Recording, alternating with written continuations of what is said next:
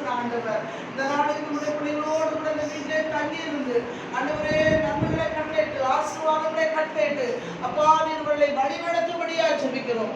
கர்த்தாவே ஸ்தோத்திரம் ஸ்தோத்திரம் ஸ்தோத்திரம். ஆவியாத்மா சரீரத்திலே கர்த்தர் ஆசீர்வதிப்பீராக. ஆவியிலே காத்திலே இன்னும் அதிகமாய் வளர உதவி செய்வீராக. நீதிமானுடைய வீட்டிலே ரட்சிப்பின் கம்பீர சத்தம் உண்டு என்ற வார்த்தையின்படி இந்த வீட்டிலே உடைய ரட்சிப்பின் கம்பீர சத்தம் எழும்பட்டும். இந்த வீட்டுக்கு இன்றைக்கு சமாதானம் உண்டாகட்டும் ஆண்டவரே. இந்த வீட்டிலே தேவதூதர்கள் ஏறுகிறதும் இறங்குறதுமாய் இருக்கட்டும். அநேக சுத்தங்கள் தரிசனம் உண்டாகட்டும் ஆண்டவரே. இந்த வீட்டுக்கு வருகிறவர்களும் போகிறவர்களும் ஆசீர்வாதம். அப்போ தண்ணீரும் குறைவில்லாமல் ஆசீர்வதிக்கப்படுவதாக. ஆரோக்கியம் குறைவில்லாமல் இருப்பதாக. நன்மைகள் உண்டாயிருப்பதாக. அவரை அறிகிற அறிவினாலே அவர்களில் அருமை இனிமையான சகலவித பொருட்களும் நிறைந்திருப்பதாக இயேசுவின் நாமத்தில்.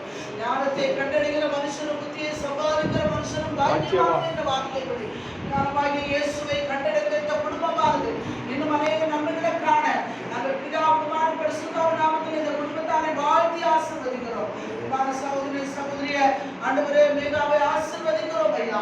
சகோதரிக்காக ஸ்தோத்திரம். இன்னும் அவர்களை பலப்படுத்தி ஆண்டவரே எங்களுக்கு ஆசீர்வாதமாய் நடத்தும். வந்திருக்கிற குடும்பத்தாருக்காக மகள் குடும்பத்துக்காக ஸ்தோத்திரம். சந்ததிக்காக ஸ்தோத்திரம்.